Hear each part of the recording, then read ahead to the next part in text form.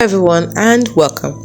In this video I'm going to walk you through how to copy your song link on Soundcloud. Now there are two main ways to copy your song link on Soundcloud. The first way is to copy it directly from the track page, and the second way is to copy it from the address bar. Let's start with the first way. Now here's the first way. So to copy it directly from the track page, what you do is that go to the track page of the song you want to share.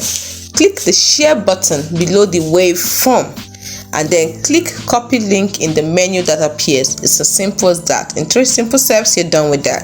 Now if you don't use that method, you can use the second method. And how do you do it? If you want to copy from the address bar, what you do is you go to the track page of the song you want to share, right click on the URL in the address bar at the top of your browser, then select copy from the context menu. As simple as that. 3 steps too.